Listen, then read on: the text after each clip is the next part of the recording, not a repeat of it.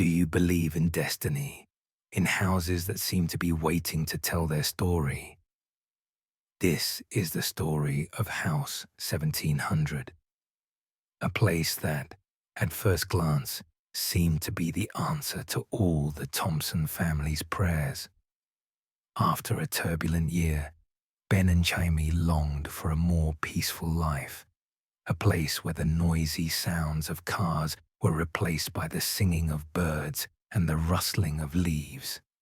And then they found it, an old house with an incredible price in Lamar, Arkansas.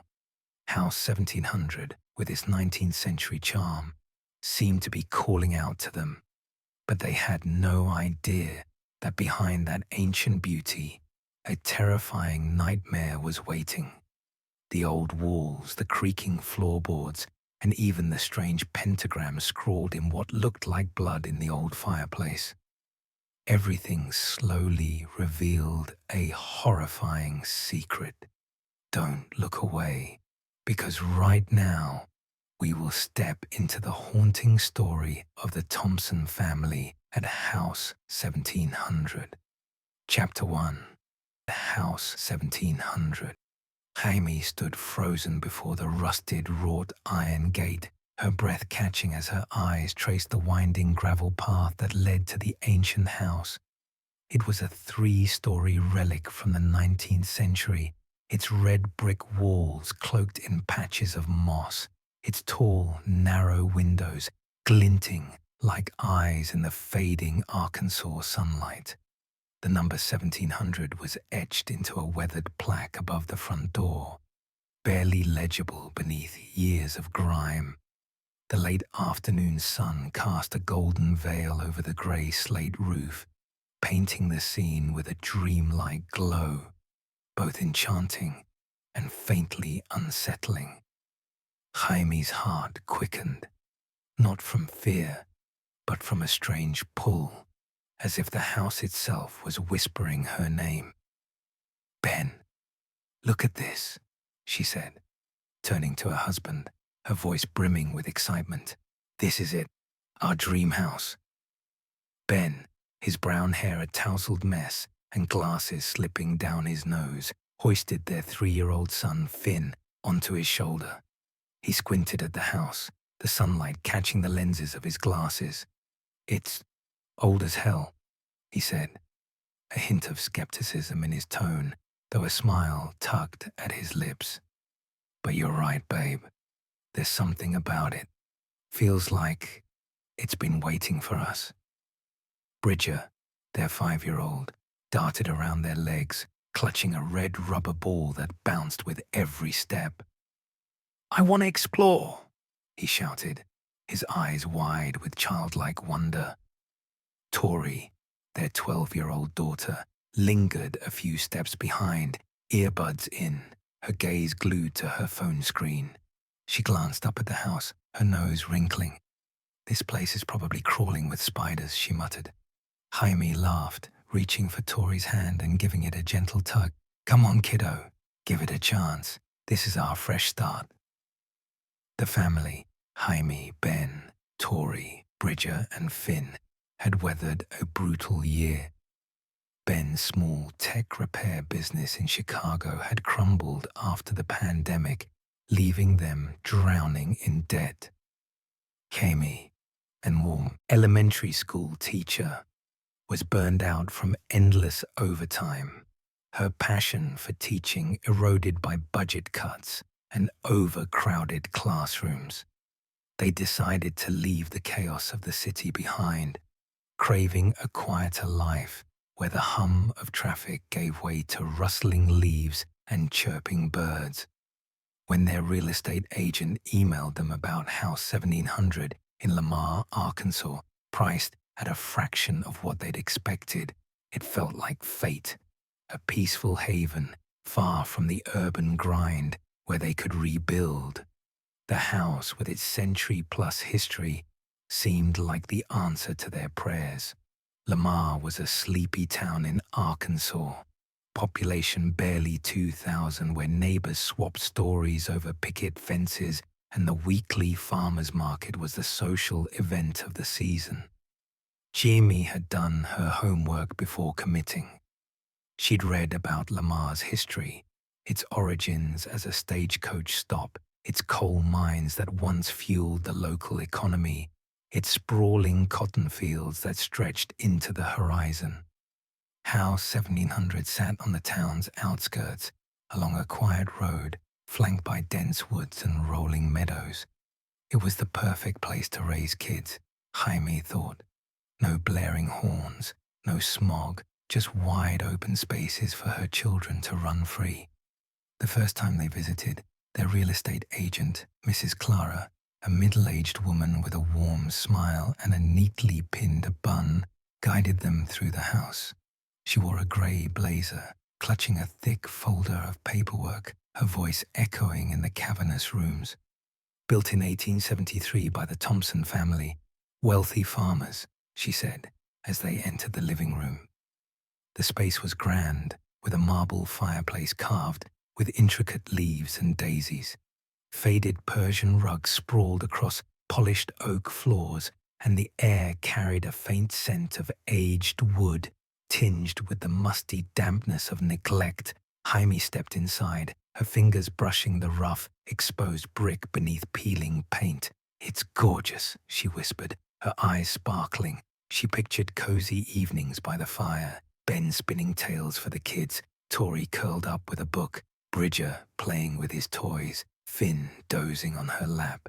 It was the vision she'd clung to during countless sleepless nights in Chicago, when the weight of their struggles felt crushing. Mrs. Clara led them to the dining room, where a massive wooden table could seat 10, its surface scarred from years of use. Large windows opened to the backyard, a wild expanse of overgrown wildflowers and a towering oak tree that cast a broad shadow. "The last family left about 10 years ago," Mrs. Clara said, her voice catching slightly. "They wanted something more modern. You know, central heating, fancy appliances." She glanced at Jaime, her eyes flickering with something unspoken, then smiled and moved on. "But it's got that old-world charm. You'll love it." Ben nodded, running his hand along the oak paneling. A former mechanical engineer, he always assessed structures with a critical eye. "Solid bones," he said, tapping the wall. "Need some TLC, though. Roof might need new shingles and the wiring's probably ancient." Practical to a fault. Ben saw the world through logic, not the romantic lens Jaime often wore. Still, even he couldn't resist the house's pull. He imagined a workshop in the basement, a space to tinker with gadgets and dream up new business ideas. They climbed the spiral staircase to the second floor, each step creaking like a whispered secret. The second floor had 4 bedrooms, each with tall windows flooding the rooms with light. The master bedroom for Jaime and Ben boasted a small balcony overlooking the woods. Jaime opened the balcony door, breathing in the crisp air, feeling her Chicago stress melt away. "I could plant roses here," she said, pointing to the bare patch below, "and the kids can play without dodging cars." Bridger raced into a small room at the hallway's end, shouting, "My room, my room!" He bounced his rubber ball, grinning ear to ear. Tori picked a room near the master, drawn to an old bookshelf built into the wall. "At least there's space for my books," she said, her tone still edged with teen sarcasm, but Jamie saw a spark of interest in her daughter's eyes. Finn, perched on Ben's shoulder, yawned and rubbed his eyes. "Tired, buddy?" Ben chuckled, setting him down. Finn toddled after his siblings, poking into corners with boundless curiosity. After touring the house, they gathered in the living room to talk numbers. Mrs. Clara presented the price, and Jaime and Ben exchanged a look. "Let's do it," Ben said, squeezing her hand. They signed the contract that week, and a month later they moved in. The move was a whirlwind. They rented a massive U-Haul from Chicago, packing it with their life's possessions: a sagging sofa, a scratched dining table, beds, and dozens of cardboard boxes stuffed with clothes, books, and toys. The drive took 2 days, winding through endless highways, crossing Missouri into Arkansas. Jamie drove part of the way, singing along to country radio to stay awake, while Ben kept the kids entertained with bad dad jokes. "You know Arkansas is called the natural state, right?" he said. "We're gonna camp, fish, explore caves, the works." They arrived in Lamar on a sunny afternoon, the town greeting them with open arms. An elderly couple from half a mile down the road, the Ellises, dropped by with a basket of homemade cornbread. "Welcome to Lamar," Miss Ellis said, her face creased with a kind smile. "That house is a beauty, but it's old. Holler if you need anything." The first days were a blur of joy and chaos. Jaime threw herself into cleaning, wiping away years of dust, sweeping cobwebs from high corners, and arranging furniture. She painted the kitchen a crisp white, hung cheerful yellow curtains, and set out flower pots on the window sills. Each morning, she woke early, brewed coffee, and stood by the kitchen window, watching the sunrise paint the garden in soft pinks and golds. The birdsong and gentle breeze felt like a balm to her soul. Ben tackled repairs with gusto. He replaced flickering light bulbs, patched leaky pipes, and built a new bookshelf for Tori's growing collection. "This place has character," he said one evening, as they sipped wine on the front porch, the air thick with the scent of honeysuckle. "Like it's got stories to tell." The kids settled in fast. Tori joined the middle school book club, striking up friendships with a few girls in her grade. Bridger turned the house into his playground, imagining each room as a castle or pirate ship. "This is my fortress," he declared, brandishing a stick as a sword. Finn, content with his pile of wooden blocks found in the basement, followed Jaime everywhere, giggling as he stacked them into wobbly towers. But one evening, as the family cleaned the second floor, they stumbled on something that stopped Jaime cold. In the small room at the end of the hallway, which they planned to make an office, a wooden board covered an old fireplace. The board was nailed shut, but Ben pried it loose with a crowbar to check for damage. Beneath a thick layer of dust, painted in faded red, was a pentagram, a 5-pointed star inside a circle, its lines crude but deliberate. At its center was a strange symbol, like an inverted Greek letter or an ancient rune, perhaps a backwards S or something older. "What the hell is this?" Ben muttered, running his fingers over the dry paint. It flaked off, leaving a faint red smear. "Looks like some kid's prank. Maybe teenagers snuck in years ago." Jaime felt a shiver crawl down her spine, like a cold breath on her neck. She remembered ghost stories from her teenage years, tales of demonic symbols and ancient curses, but she pushed the thought away, forcing a smile. "Probably just neighborhood kids messing around," she said lightly, "or some former tenant trying to spook people. We'll paint over it, no big deal." Bridger, peeking from behind them, clutched his rubber ball tightly. "I don't like this room," he whispered, his voice small. "It feels weird, like someone's watching me." "Don't worry, champ," Ben said, ruffling his son's hair with a reassuring grin. "It's just a dumb drawing. Tomorrow, Dad's got it covered.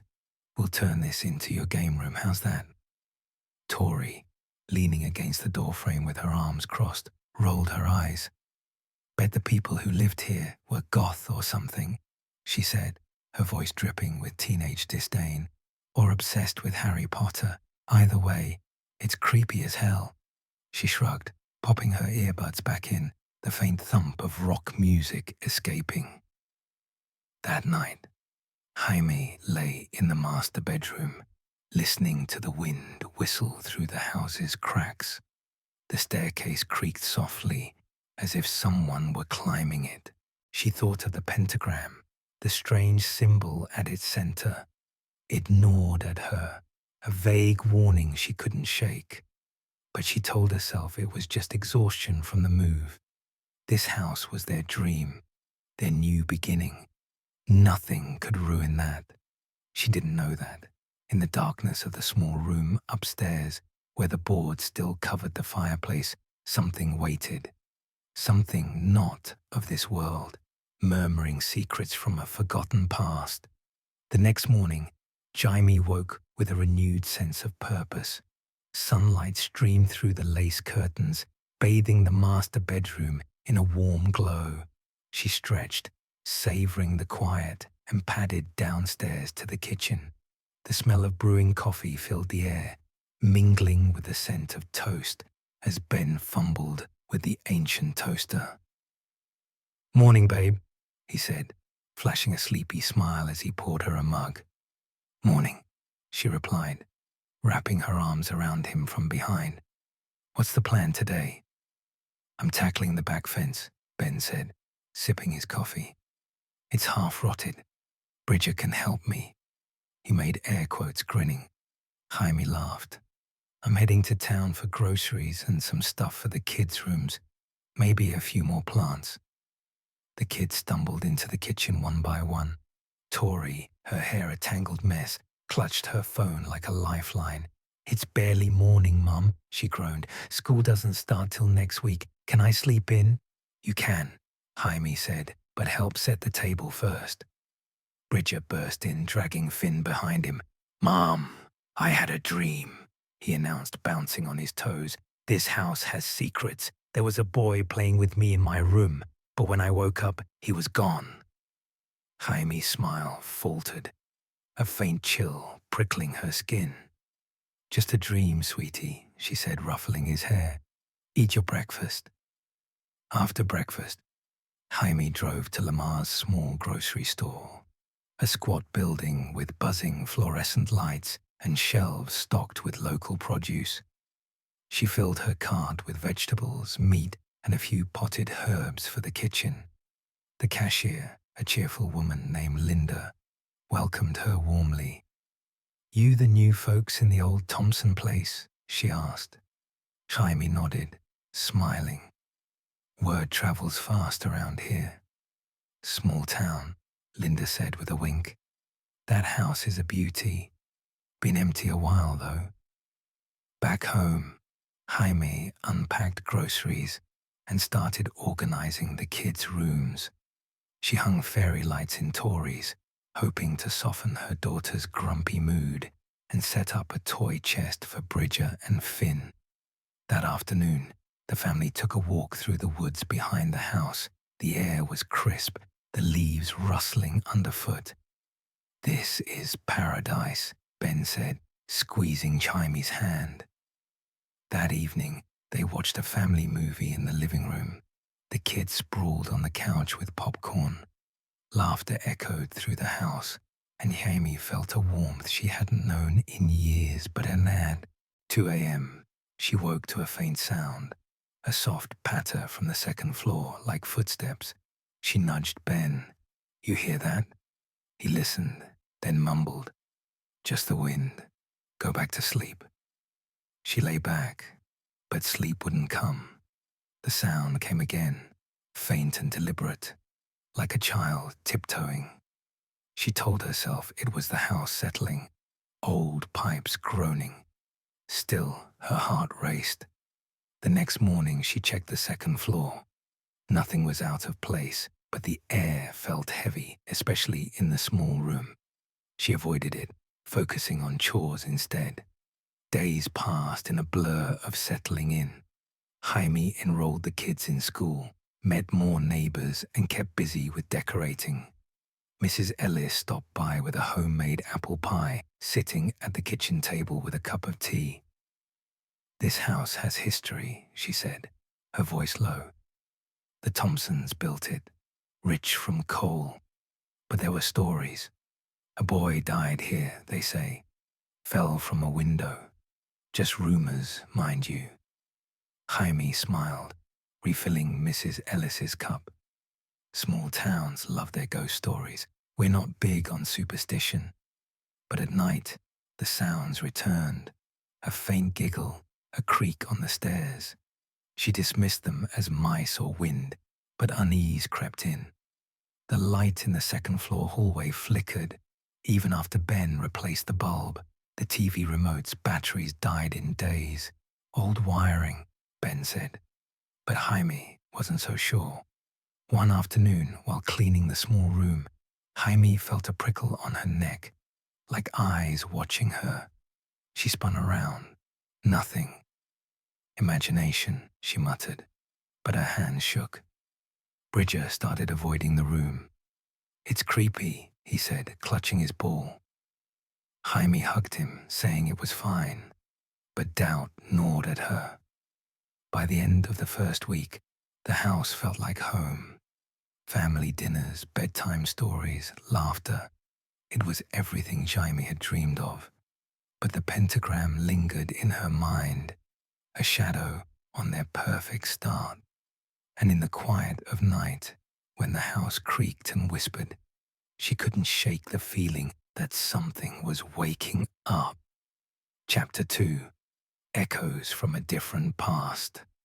The fluorescent lights buzzed overhead in Lamar's only grocery store, casting a harsh glow on the linoleum floor.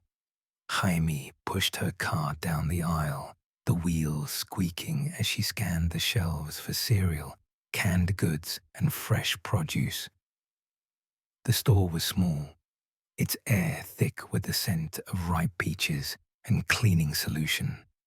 It was her second week in House 1700, and she was settling into a routine. Morning coffee, unpacking boxes, and now stocking the pantry for the family. The kids were back at the house with Ben, likely making a mess while helping him paint the back porch. Jaime smiled at the thought, but her mind kept drifting to the pentagram they'd found upstairs, now hidden beneath a fresh coat of white paint. She shook her head, focusing on the grocery list scrawled in her looping handwriting. As she reached for a box of Cheerios, an elderly woman appeared at the end of the aisle. Her grey hair was pulled into a loose ponytail, and her face was etched with deep wrinkles like a map of a long life. She wore a faded denim jacket and leaned on a cane, her eyes sharp despite her age. "You must be the new folks in the old Thompson place," she said, her voice raspy but warm. "House 1700, right?" Jaime blinked, startled, then smiled. "That's us. Jaime. Thompson, actually. No relation, I think." She laughed softly. "How'd you know?" The woman chuckled, her cane tapping the floor. "Small town, dear. Word spreads like wildfire. I'm Evelyn. Used to live in that house. Oh, must be 40 years ago now." "Really?" Jaime's interest piqued. She set the cereal in her cart and turned to face Evelyn. "What was it like back then?" Evelyn's smile faded slightly, her eyes narrowing as if weighing her words. "It was a fine house. Big, sturdy, full of history, but—" She paused, glancing around as if checking for eavesdroppers, though the aisle was empty. "It's got a shadow over it. Things happen there. Strange things." Jaime's smile wavered, her fingers tightening on the cart handle. "Strange how?" she asked, keeping her tone light, though her pulse quickened. Evelyn leaned closer, her voice dropping to a near whisper. "That house is haunted, dear. Always has been. A boy died there years back. Fell from a second-floor window. Some say it wasn't an accident." Her eyes bore into Jaime's, intense and unblinking. "You hear things at night. Cries, Footsteps. You see things too out of the corner of your eye. Get out while you can. The words hung in the air, heavy and cold. Jaime felt a prickle on her neck, like the chill she'd felt in the small room upstairs. She forced a laugh, stepping back. That's quite a story, Evelyn. Sounds like something out of a horror movie. She glanced at her watch, suddenly aware of the time. I've got to get going. Kids are waiting. But thanks for the heads up. Evelyn's face tightened, her lips pressing into a thin line. It's no story, girl. You'll see. Be careful. She turned and hobbled away, her cane tapping a slow rhythm. Jaime hurried to the checkout, her heart pounding despite herself. The cashier, a cheerful woman named Linda, rang up her groceries with a smile. Making friends already? She teased, nodding toward Evelyn's retreating figure. Just chatting, Jaime said, forcing a grin. Small town life, right? Yep, Linda said. Everyone's got a story about that house of yours. Don't let it spook you. Jaime drove home, the groceries rattling in the back seat. Evelyn's words echoed in her mind, haunted. A boy died. Get out while you can. She shook her head, turning up the radio to drown out the thoughts. Small towns loved their ghost stories, didn't they? Every old house had a tale, some exaggerated yarn about tragedy or spirits. House 1700 was old, creaky, and full of quirks. Nothing more. She wasn't some superstitious fool. She and Ben had worked too hard for this fresh start to let a stranger's warning ruin it. Back at the house, the afternoon sun bathed the red brick walls in a warm glow. Ben was on the back porch, shirt speckled with paint, while Bridger helped by smearing blue paint on a fence post. Finn sat in the grass, stacking blocks, and Tori lounged on a lawn chair, scrolling through her phone. How's town? Ben called, wiping sweat from his brow. Same old, Jaime said, hauling grocery bags inside. Met a lady who used to live here, told me the house is haunted. She rolled her eyes, expecting Ben to laugh. He snorted, dipping his brush in the paint can. Yeah, right. Every old house is haunted in a place like this. Next, they'll say there's a ghost in the attic. Jaime chuckled, but the unease lingered. She busied herself unpacking groceries, organizing cans in the pantry, and chopping vegetables for dinner. The kitchen was her sanctuary, its new white paint and yellow curtains a stark contrast to the house's darker corners. As she diced onions, she glanced out the window at the backyard, where the oak tree's shadow stretched long and jagged across the grass. For a moment, she thought she saw movement, a flicker near the tree, like a small figure darting out of sight. She blinked, and it was gone. Just the wind, she told herself, her knife moving faster. Dinner was a lively affair, with Bridger recounting his adventures, painting with Dad and Tori complaining about the lack of Wi-Fi signal in her room. Finn babbled happily, smearing mashed potatoes on his face. Jaime watched them, her heart swelling. This was why they'd moved here, for moments like this, for a chance to be a family again. Chicago had been a pressure cooker, with Ben's business failing and her teaching job draining her soul.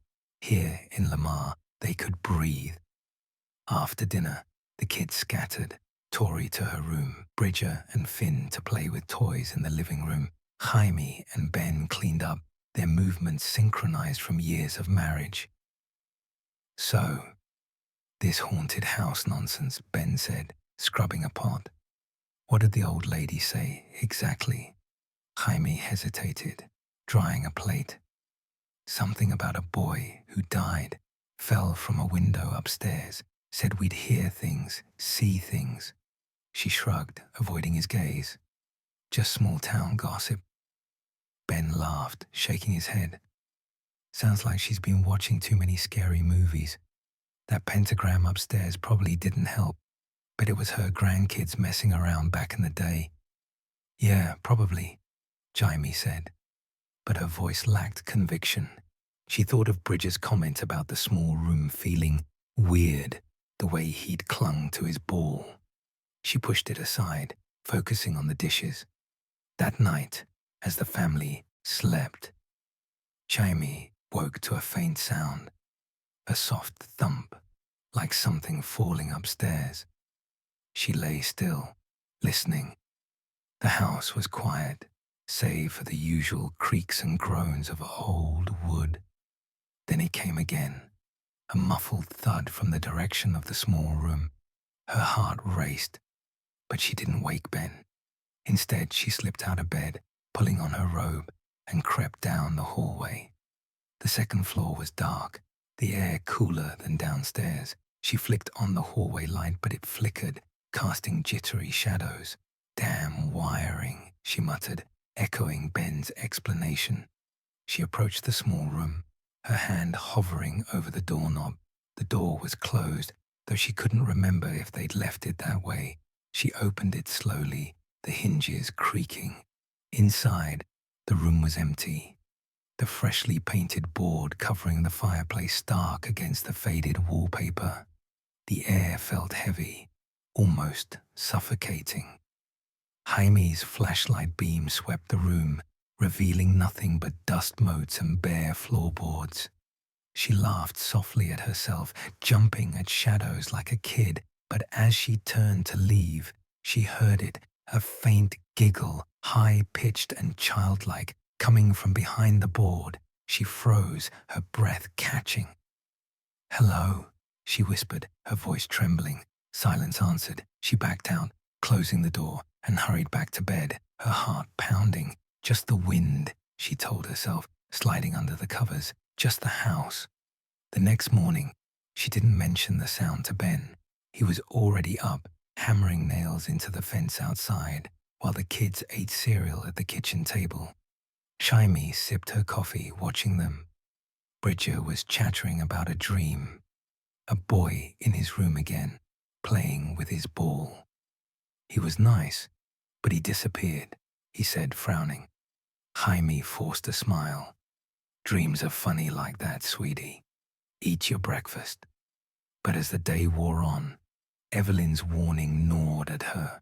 She tried to focus on chores, laundry, unpacking the last boxes, planning meals, but her mind kept drifting. The flickering hallway light went out completely, and Ben replaced it, grumbling about the house's outdated wiring. The TV remote died again, despite new batteries. "Cheap batteries," Ben said. But Jaime noticed he glanced at the ceiling, as if sensing something too. That afternoon, she took the kids to the park in town, hoping fresh air would clear her head. The park was small, with a rusty swing set and a slide, but Bridger and Finn loved it, chasing each other while Tori sat on a bench, texting her new friends. Jaime watched them, trying to shake the unease. She thought of Evelyn's words. A boy died there, fell from a window. She glanced at the second-floor windows when they got home, their dark panes staring back like empty eyes. Dinner was quieter that night, the kids tired from the park. Ben noticed Jaime's distraction. "You okay, babe?" he asked, squeezing her hand. "Just tired," she lied, forcing a smile. "This house is a lot of work." He nodded, but his eyes lingered on her, searching. "We'll get it fixed up. Don't let that old lady's stories get to you." She nodded, but sleep eluded her that night. She lay awake, listening to the house. The thumps came again, fainter this time, but unmistakable. She told herself it was pipes, or mice, or her imagination. But deep down, she wasn't sure.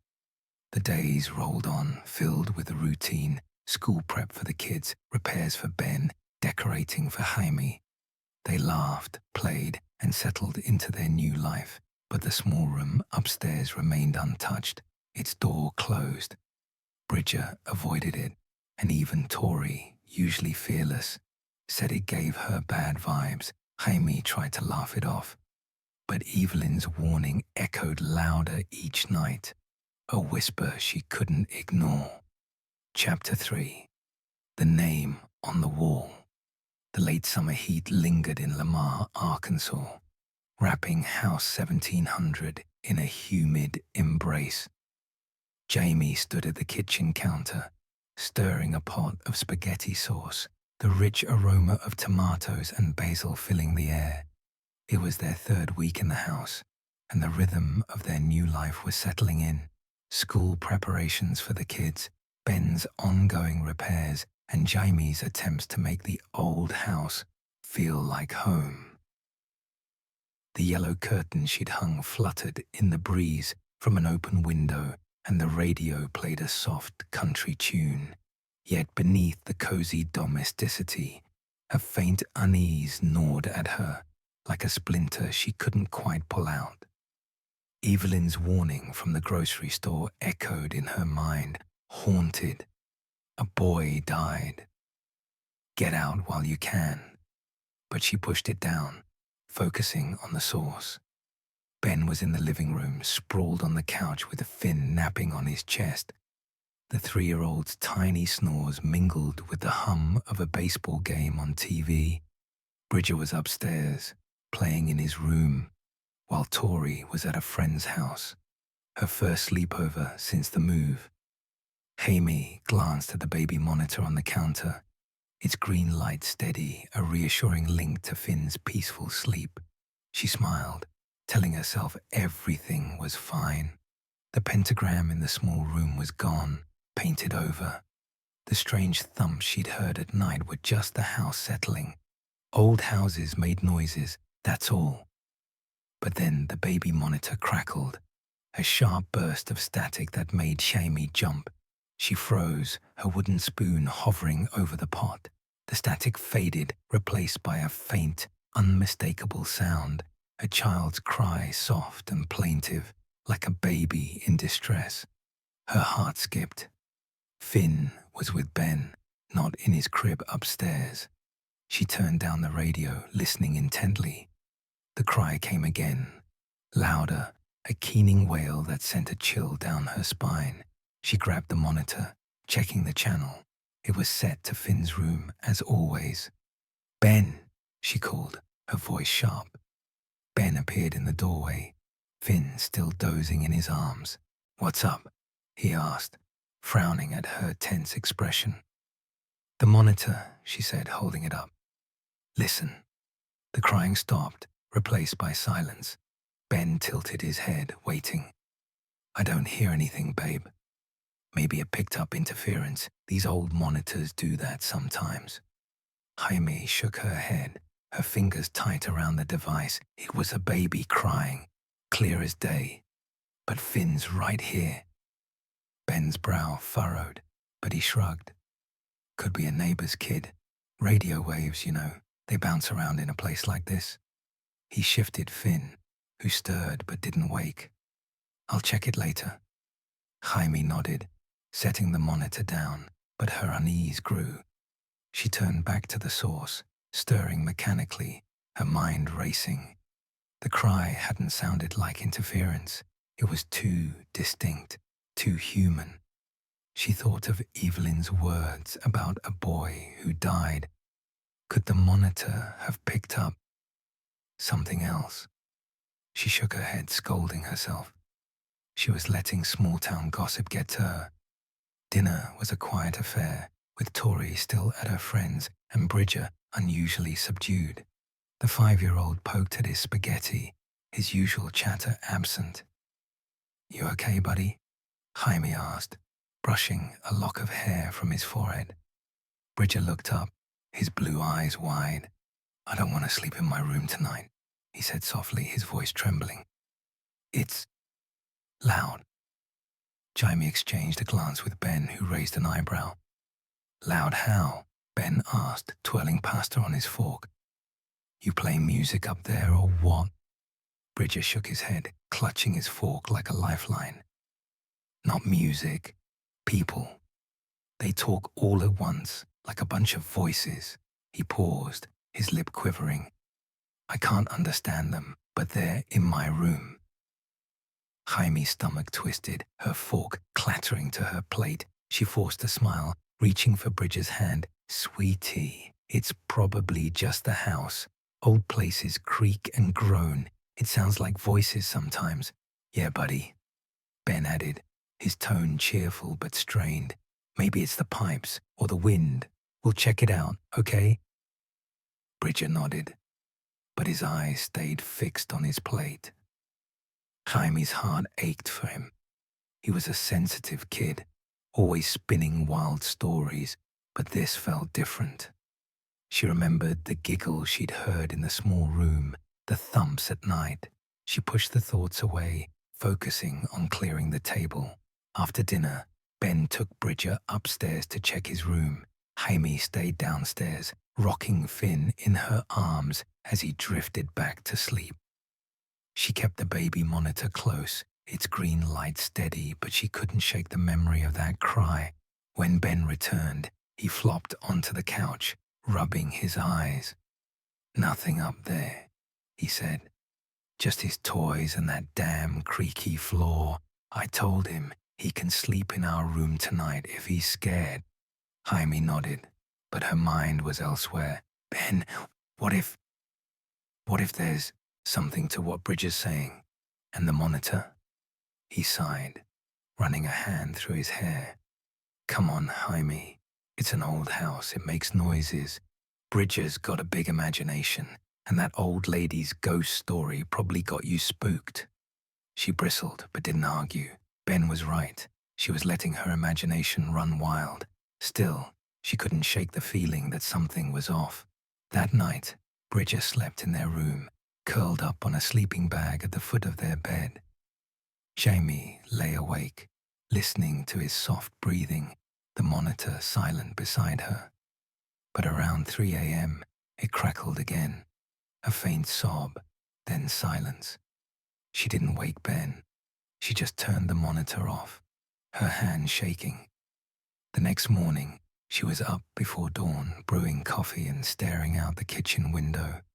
The backyard was still, the oak tree's branches swaying gently. She thought of Bridget's words, people talking all at once. He was just a kid prone to nightmares, but the fear in his eyes had been real. She decided to check his room herself. Climbing the stairs, she felt the familiar chill of the second-floor hallway. Bridget's room was at the far end, past the small room with the painted-over pentagram. She hesitated at that door, her hand grazing the knob, but moved on. Bridget's room was a mess of toys, trucks, action figures, and his red rubber ball in the corner. The air felt normal, warmer than the hallway. She checked the windows, the closet, even under the bed. Nothing, just a kid's room. But as she turned to leave, she noticed something on the wall above his bed, a faint smudge, like a shadow. She stepped closer, squinting. It wasn't a shadow. It was a word, scrawled in what looked like charcoal, barely legible. SETH. Her breath caught. She touched the letters and they smeared under her fingers, leaving a grey streak on her skin. Her heart pounded. Had Bridget done this? He could barely write his own name, let alone something so neat. She grabbed a rag from the bathroom and scrubbed the wall, the word disappearing under her frantic strokes. She didn't tell Ben, not yet. He'd say it was Bridget playing a prank, or maybe Tori, though that didn't sound like her.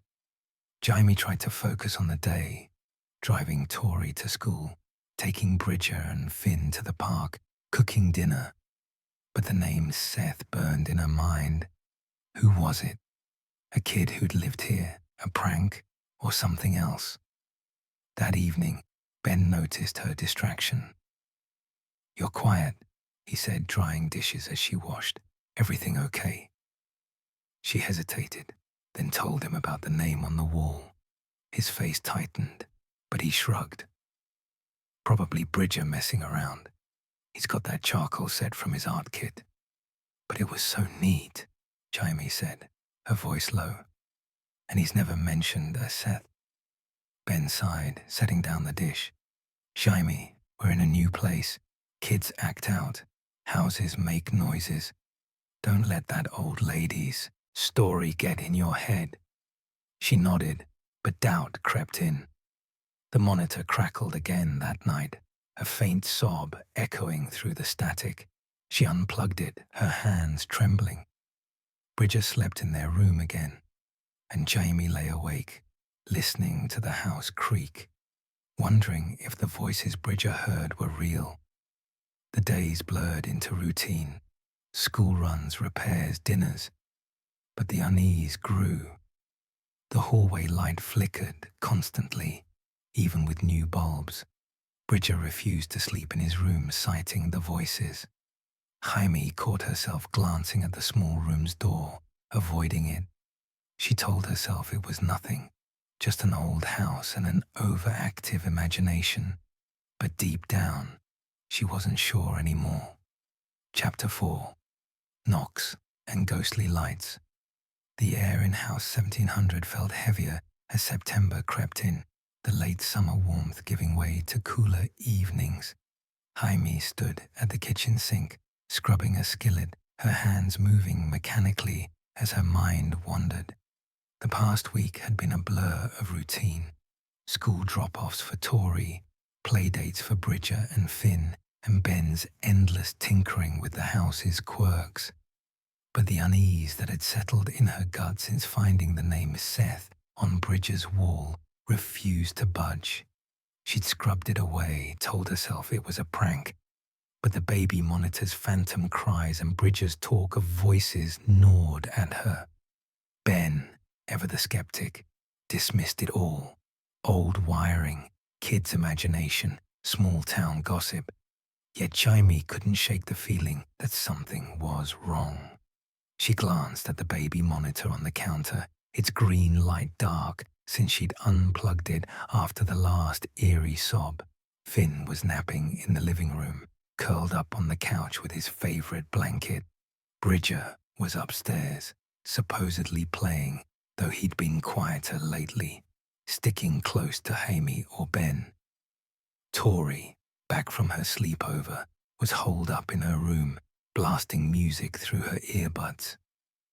The house was quiet, save for the faint hum of the refrigerator and the occasional creak of the floorboards. Jaime tried to focus on the normalcy, dinner plans, grocery lists, the new school year, but her thoughts kept drifting to the small room upstairs, where the pentagram had been painted over, but not forgotten. Around 3 p.m., Ben came in from the backyard, wiping sweat from his brow. He'd been wrestling with the ancient sprinkler system, determined to get the lawn in shape. "This place is a money pit," he said, grabbing a glass of water. "Sprinklers shot, and I found another leak in the basement. But the fence is done, at least." Jaime forced a smile, drying her hands. "You're doing great, babe. It's coming together." He raised an eyebrow, catching her distracted tone. "You okay? You've been off since that monitor thing." She hesitated, then shook her head. "Just tired. This house, it's a lot." Ben set his glass down, stepping closer. "I know, it's old and creaky, but we'll make it ours. Don't let Bridger's nightmares or that old lady's stories mess with you." Jaime nodded, but before she could reply, a sharp thud echoed from upstairs, like something heavy hitting the floor. They both froze, eyes darting to the ceiling. "What was that?" Jaime whispered. "Probably Bridger," Ben said, but his voice lacked conviction. He headed for the stairs, Jaime trailing behind, her heart pounding. The second-floor hallway was dim, the single bulb flickering despite being replaced twice that week. Bridger's door was ajar, and they found him sitting on his bed, clutching his red rubber ball, his eyes wide. "You okay, buddy?" Ben asked, kneeling beside him. Bridger nodded, but his voice was small. Something fell. In the other room. Jaime's stomach twisted. The small room? She asked, her voice barely above a whisper. Bridger nodded again, pointing toward the end of the hallway. The door to the small room was closed, as it had been since they painted over the pentagram. Ben stood, his jaw tight. "I'll check it out," he said, grabbing a flashlight from the hall table. Jaime followed, her pulse racing, Bridger clinging to her hand. The small room was cold, the air stagnant despite the open window. The painted-over board covering the fireplace stood stark against the faded wallpaper. Ben swept the flashlight beam across the room, revealing nothing but dust and bare floorboards. "Nothing fell," he said, his tone firm. "Maybe it was from outside, a branch or something." But as he turned to leave, another sound came, a soft, rhythmic tap, tap, tap, like knuckles rapping on wood. It came from the wall behind the fireplace board. Jaime's breath caught, her grip tightening on Bridger's hand. "You hear that?" she whispered. Ben frowned, stepping closer to the wall. He tapped it with his knuckles, mimicking the sound. "Just pipes, maybe," he said, but his eyes betrayed doubt. The tapping stopped, then started again, faster, more insistent, from the other side of the room. Jaime spun around, her flashlight beam jittery. Nothing was there. "Mommy," Bridger whimpered, pressing against her leg. "It's the voices again." Jaime's heart raced. She wanted to scoop him up and run, but Ben's voice cut through her panic. "It's an old house, Jaime. Pipes, wood settling, whatever. Let's not scare him."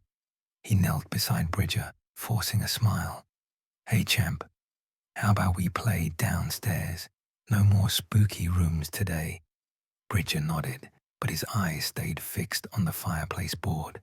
Jaime followed them out, her legs shaky, the tapping echoing in her mind. She glanced back as she closed the door, half expecting to see something, a shadow, a face. The room was empty, but the chill lingered.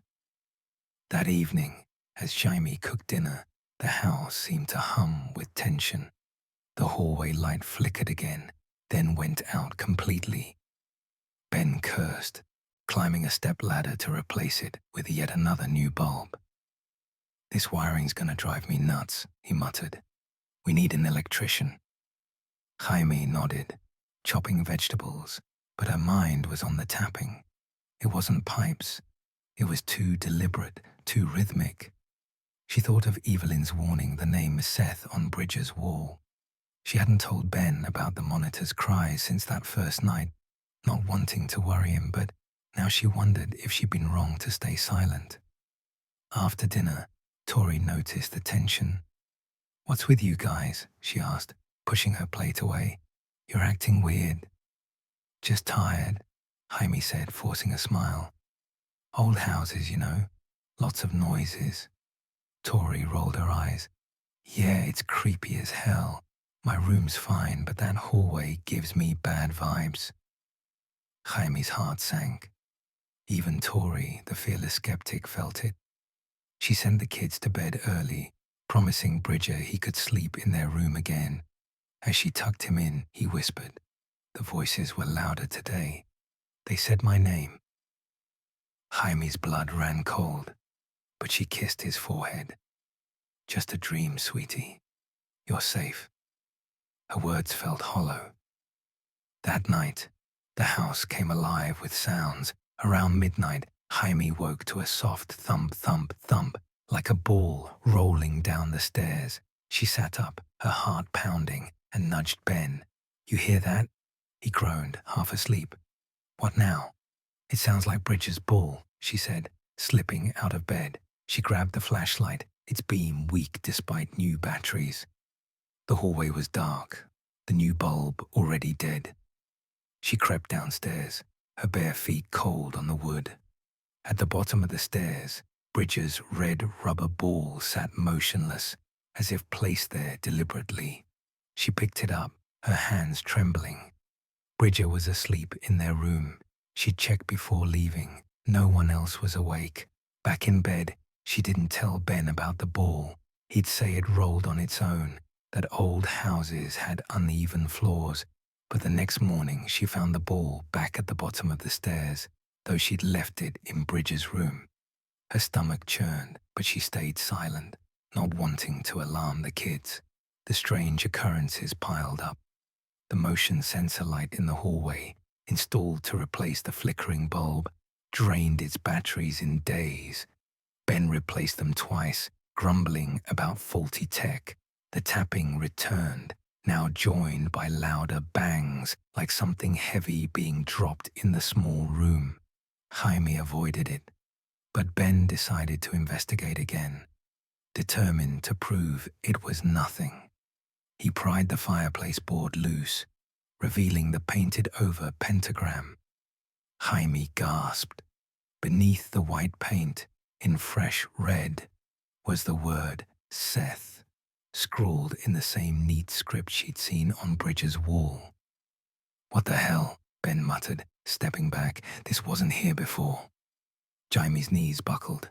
"Ben, that's the same name from Bridger's room. How is it back?" He shook his head, his face pale. "Some kind of chemical reaction, maybe. Old paint bleeding through. I'll sand it down and repaint." But Jaime wasn't convinced. The letters were too fresh, too deliberate.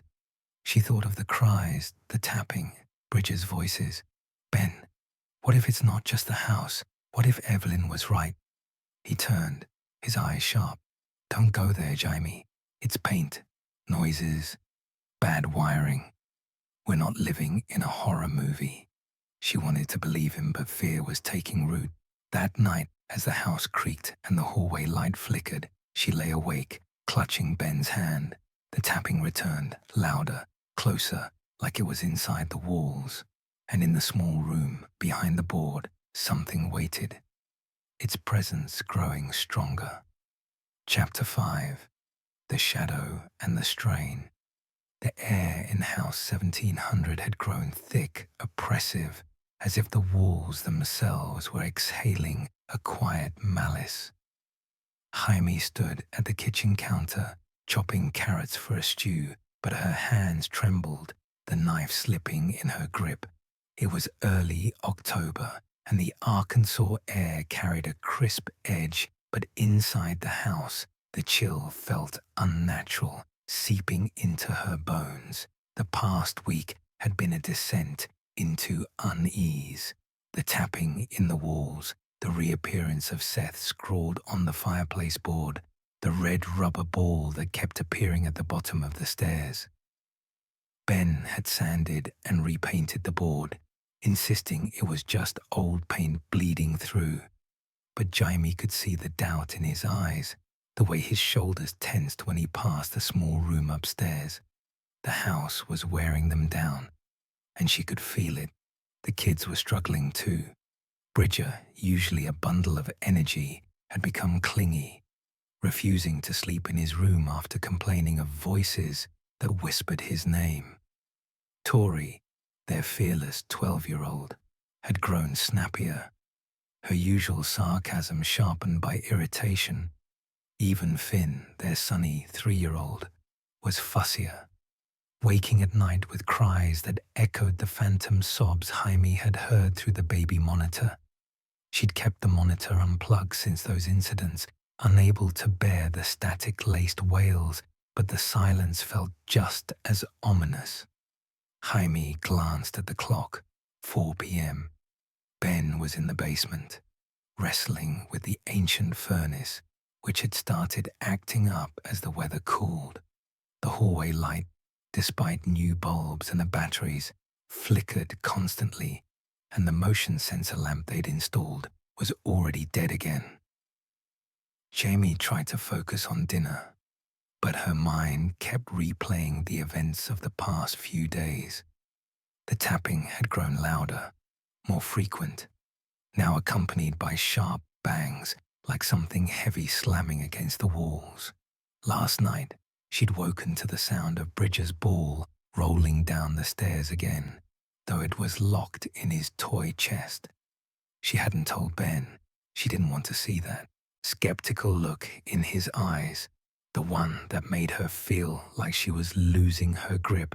As she stirred the stew, a shadow flickered at the edge of her vision, darting across the doorway to the living room. She spun around, her heart leaping, but nothing was there.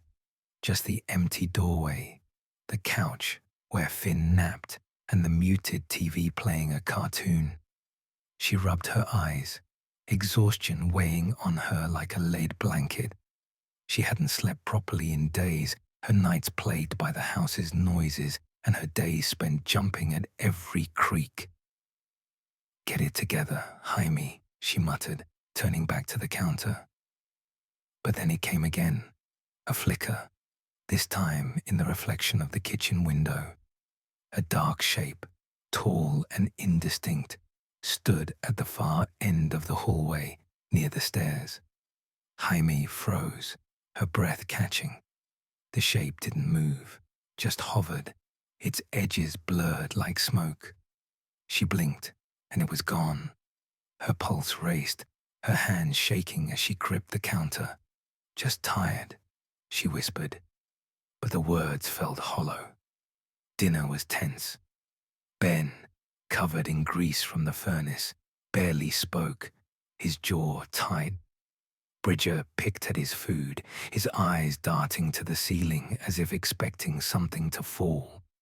Tori, home from school, slammed her fork down when Jamie asked her to pass the salt.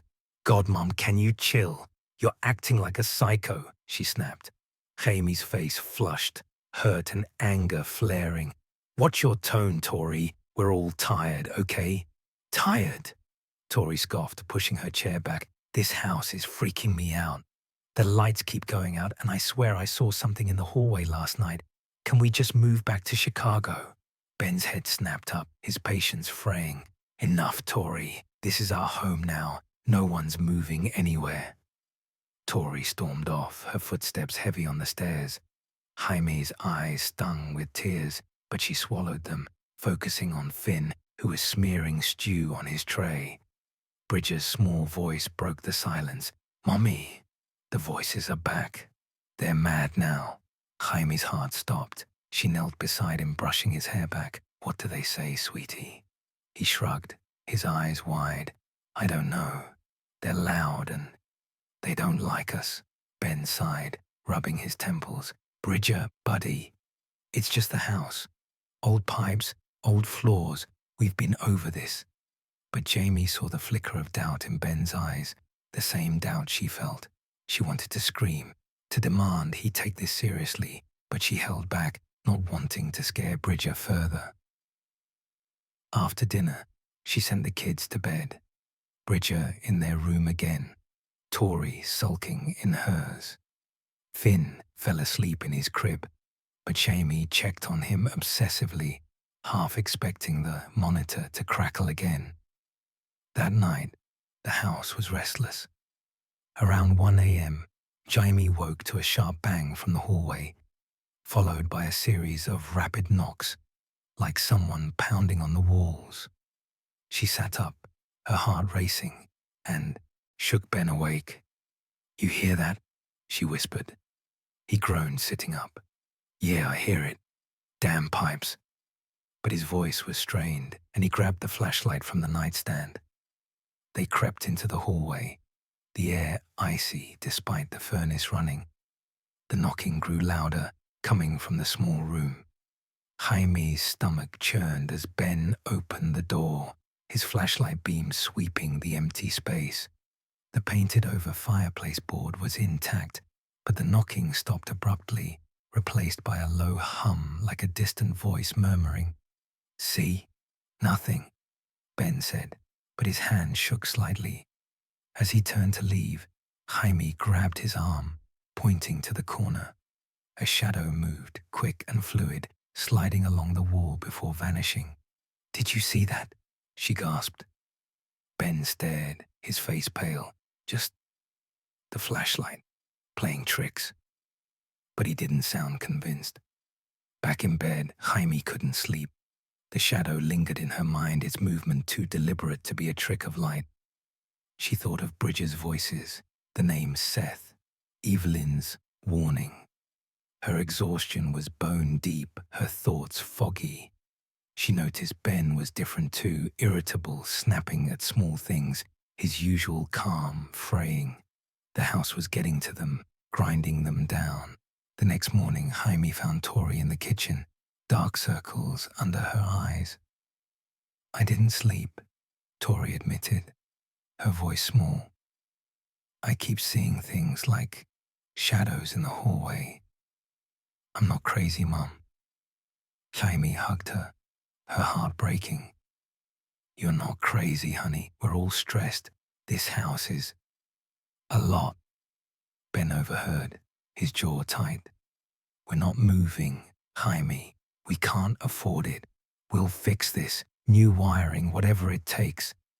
But the incidents multiplied. The knocking became a nightly ritual, sometimes joined by the sound of footsteps pacing the hallway. The motion sensor light died again, its batteries drained in hours. Jaime caught another glimpse of a shadow, this time in the living room, darting behind the couch. Ben saw one too, though he wouldn't admit it, his face paling as he stared at the empty corner. By the end of the week, the family was unraveling.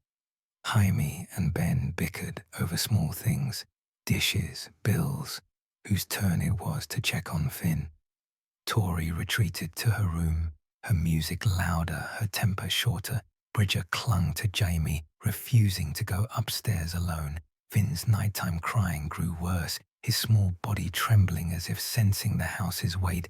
Jaime felt like she was drowning, her mind clouded by sleeplessness, her body heavy with dread.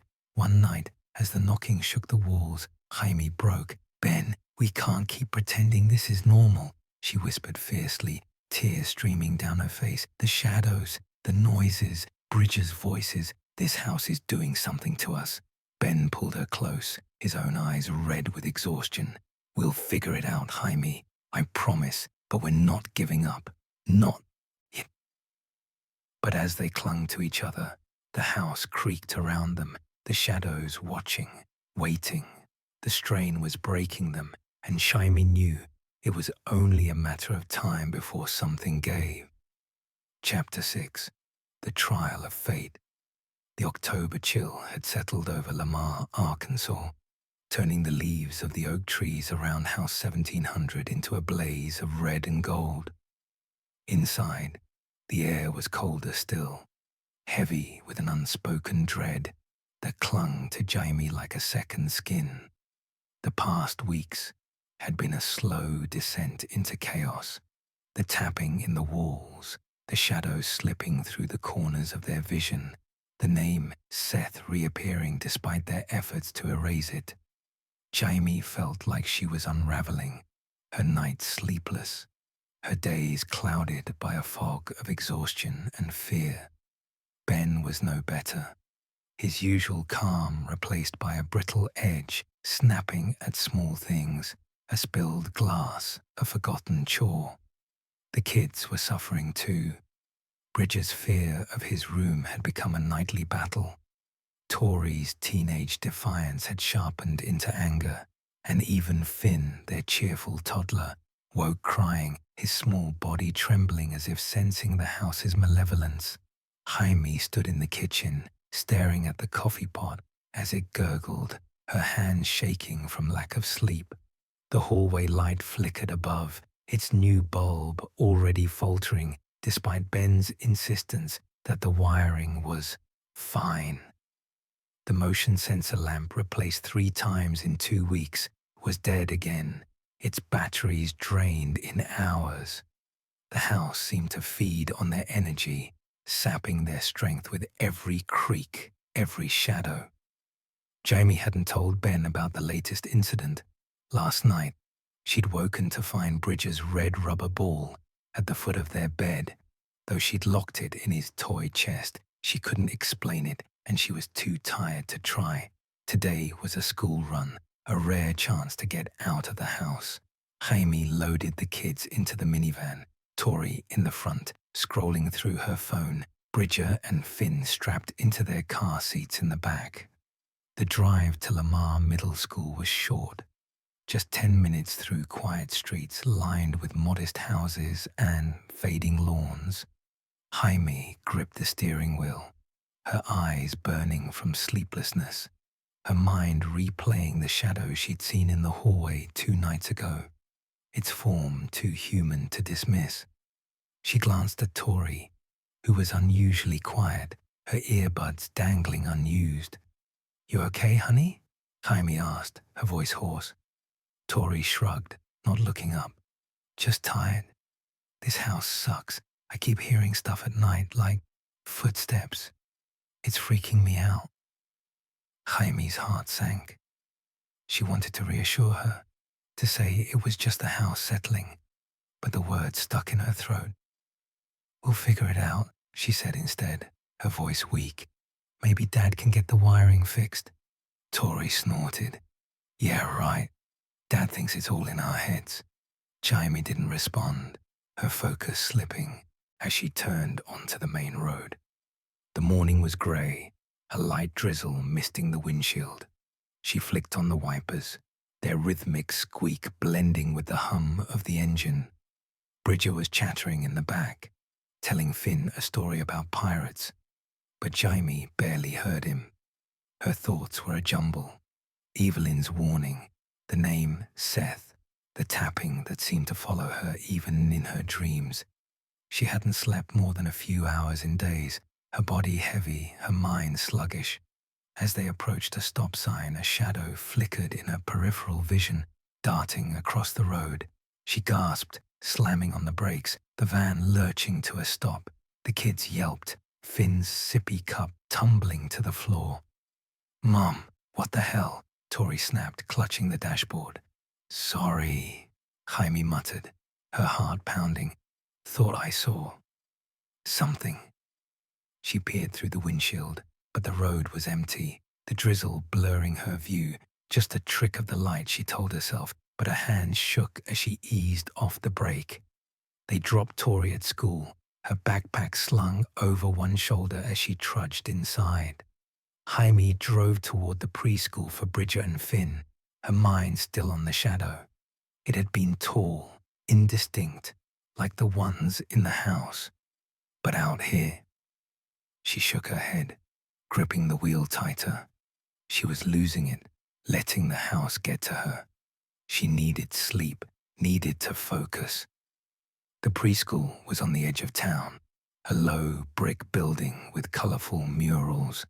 Jaime parked, unbuckling Bridger and Finn, who ran ahead to the playground. She followed, her steps slow, her head pounding. The teacher, Ms. Harper, greeted her with a smile. "Rough morning?" she asked, noting Jaime's pale face. "Just tired," Jaime said, forcing a smile.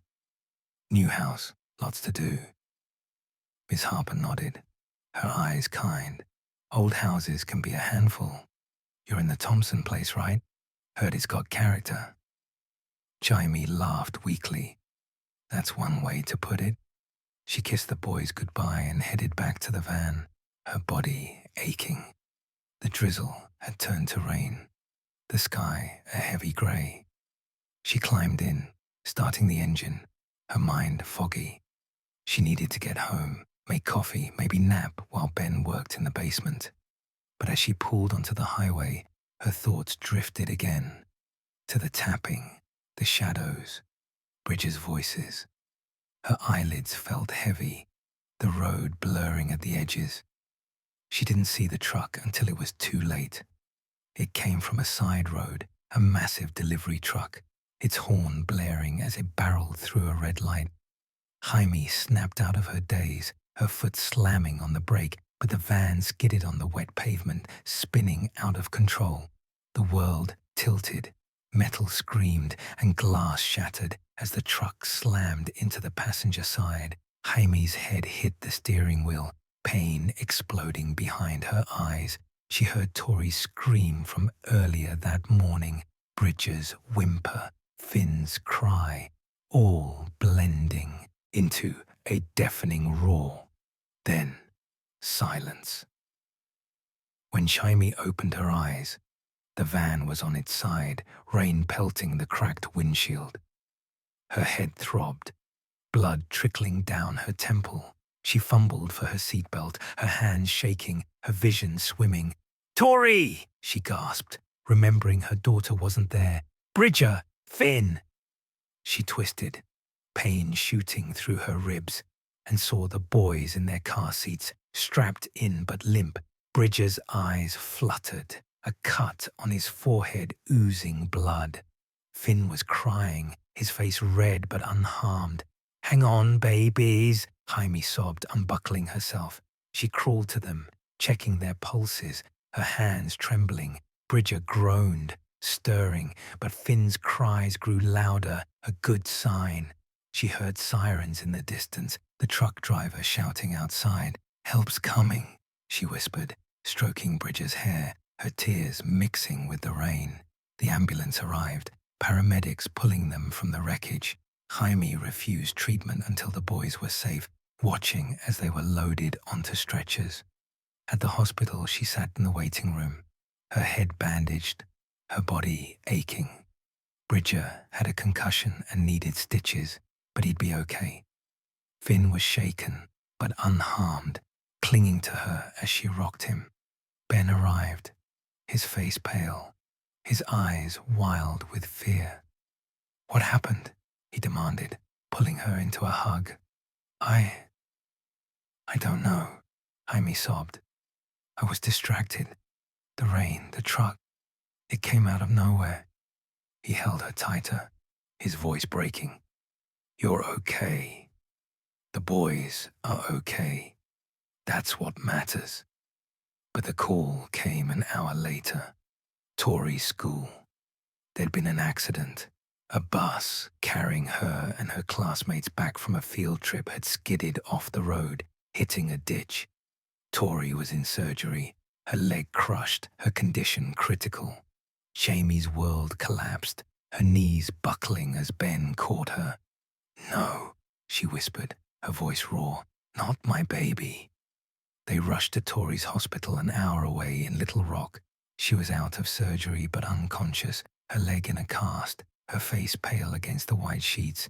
Jaime sat by her bed, holding her hand, guilt and fear choking her. Ben stood by the window, his fist clenched, silent tears streaming down his face.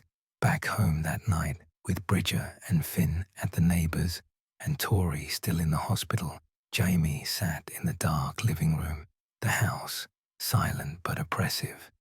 She hadn't told Ben about the shadow on the road, the one that had startled her before the crash. She didn't believe it was supernatural, not really, but she couldn't shake the thought that the house was to blame. The sleepless nights, the constant fear, the shadows and noises. They'd worn her down, dulled her senses, made her careless. If she'd been sharper, she might have seen the truck in time. If she'd slept, Tori might not be fighting for her life. Ben sank onto the couch beside her, his face haggard. "This wasn't your fault," he said, his voice hoarse. "The rain, the truck, it was an accident." Jaime shook her head, tears falling. "It's this house, Ben. It's killing us. The noises, the shadows, the exhaustion. It's not just wiring or pipes. It's something else." He stared at her, his skepticism cracking. "You don't really believe that, do you? That the house caused this?" "I don't know," she whispered. "But I haven't slept in weeks. None of us have. It's breaking us, and now Tori." Her voice broke, sobs racking her body. Ben pulled her close, his own tears falling. "We'll get through this. Tori's strong. We'll fix this." But as the house creaked around them, the shadows lurking in the corners, Jaime felt a cold certainty. The house wasn't done with them. And the worst was yet to come. Chapter 7. Uninvited Guests. The hospital room in Little Rock smelled of antiseptic and stale coffee. a sterile contrast to the oppressive air of House 1700. Jaime sat beside Tori's bed, her daughter's pale face half hidden by an oxygen mask, her leg in a bulky cast suspended above the sheets.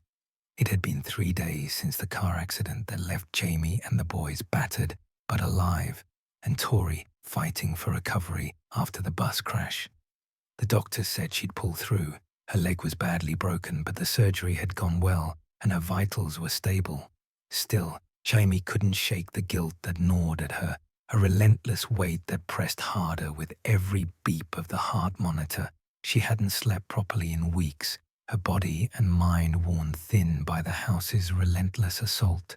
Tapping walls, flickering lights, shadows that moved on their own. The accident, she was certain, was no coincidence. House 1700 was tearing her family apart. Ben sat across the room, his face haggard, his eyes red from sleeplessness. Bridger and Finn were with the Ellises, their elderly neighbors who'd offered to watch them while Jamie and Ben stayed with Tori. The hospital's fluorescent lights buzzed faintly, a cruel reminder of the flickering bulbs back home.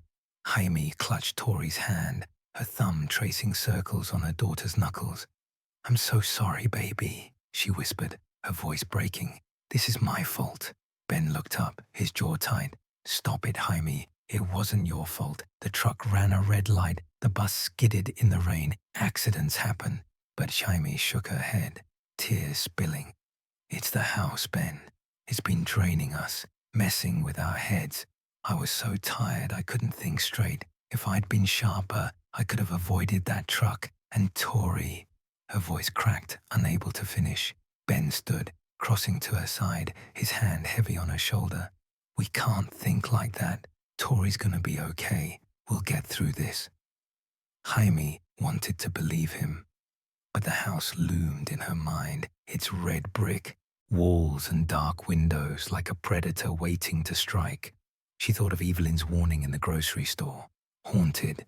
A boy died. Get out while you can. She hadn't taken it seriously then, but now, with Tori lying broken and the family fraying, she needed answers. Who was Seth? What had happened in that house? She resolved to find Evelyn, to learn the truth. The next morning, Tori was stable enough for Jamie to leave briefly. She drove back to Lamar, her body aching from bruises and exhaustion, her mind racing. The hospital had arranged for Tori to stay another week, and Ben stayed with her, giving Jamie time to check on the boys and dig into the house's past. The minivan was totaled, so she borrowed Mrs. Ellis's old sedan, its engine rattling as she pulled into town. Lamar was quiet, the streets lined with fading leaves and Halloween decorations, pumpkins on porches, fake cobwebs strung across fences. The normalcy felt surreal, a stark contrast to the chaos of her life. She started at the grocery store, hoping to find Evelyn. The cashier, Linda, recognized her immediately. "How's your girl?" she asked, her face soft with concern. "Hanging in there," Jaime said, forcing a smile. "I'm looking for Evelyn, the older lady I met here a few weeks ago. She said she lived in our house years back. Know where I can find her?" Linda's brow furrowed. "Evelyn Carter. She's at the nursing home on Oak Street now. Moved there last year after a fall. Nice lady. But she's got some wild stories about that house of yours." Jamie's heart sank, but she thanked Linda and drove to the nursing home, a low brick building with neatly trimmed hedges. Inside, the air smelled of disinfectant and overcooked vegetables. A nurse led her to Evelyn's room, where the old woman sat in a wheelchair by a window, a quilt over her lap. Her eyes lit up when she saw Jaime. "You're the Thompson girl," she said, her voice raspy but sharp. "Knew you'd come back." Jaime sat, her hands clasped tightly. "Evelyn, I need to know about the house. You said it was haunted. You said a boy died. Please, Tell me everything. Evelyn's face darkened, her fingers tightening on the quilt. I lived there in the 70s with my husband and daughter. Strange things started right away. Knocks, shadows, voices. My girl, Sarah, she was 6, said she saw a boy in her room at night, called him Seth, said he wanted to play, but he was angry. She paused, her eyes distant.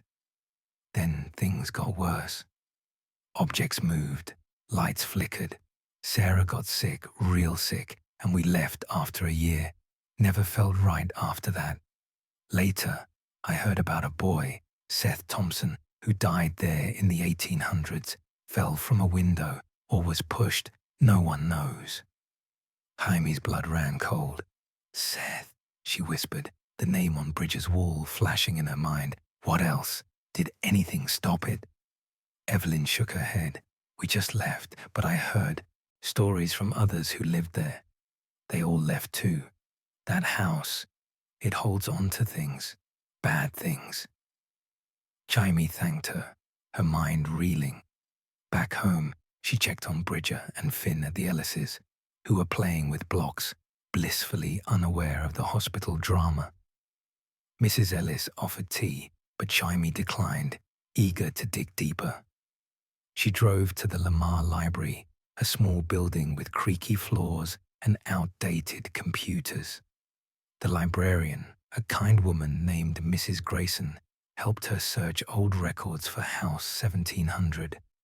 They found newspaper clippings from the 19th century, faded and brittle.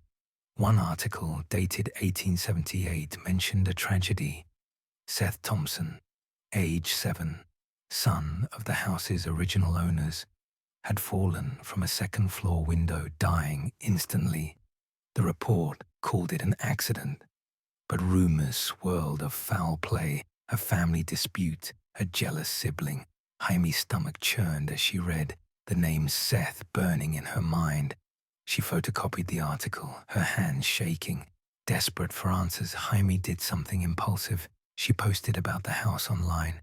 On a local forum, she wrote a brief account of their experience, the tapping, the shadows, the name Seth, the accidents. She didn't expect much, just hoping for others who'd lived in the house to share their stories. By evening, her post had dozens of replies, some dismissive, calling it small-town nonsense. But others shared eerie tales of flickering lights and strange noises from their time in House 1700. One reply stood out, a message from a group called Arkansas Paranormal Research, APR, offering to investigate. We specialize in hauntings, it read.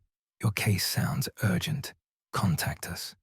Jaime hesitated, her rational side screaming that this was crazy. But with Tori in the hospital and the house's grip tightening, she was out of options. She emailed APR, detailing everything, the pentagram, the voices, the shadows, the accidents. Within hours, she got a reply from a woman named Dr. Rachel Klein, a parapsychologist who proposed a visit with her team. We've dealt with cases like this, Rachel wrote. We can help. That night, Jaime told Ben about her day when he returned from the hospital. He was skeptical, his face hardening at the word paranormal. You're not serious, Jaime, he said, pacing the living room. Ghost hunters. We don't need that. We need a damn electrician and a therapist. They're not ghost hunters, Jaime snapped, her voice sharp with exhaustion. They're researchers. They study this stuff. What else are we supposed to do? Ignore it until something worse happens? Ben ran a hand through his hair, his eyes bloodshot. I don't know, Jaime. I just want Tori home, the boys safe, and this house to stop driving us crazy. They argued late into the night, their voices low to avoid waking the boys, who were back home but sleeping in their room. The house seemed to listen, its walls creaking, the gay hallway light flickering. Jaime felt a flicker of hope with APR's offer, but also dread. What if they stirred something worse? 2 days later, the APR team arrived, a van pulling up at dusk, carrying Dr. Rachel Klein, a wiry woman in her 40s with sharp eyes, and two assistants, Mark and Lena, lugging equipment. They set up in the living room: cameras, audio recorders, EMF meters, and a thermal scanner. Rachel was calm, professional, explaining their process: monitor activity, document anomalies, and determine if the house was active. Jaime felt a mix of relief and anxiety, while Ben hovered, arms crossed, skeptical but silent. As night fell, the team began their investigation, focusing on the small room upstairs.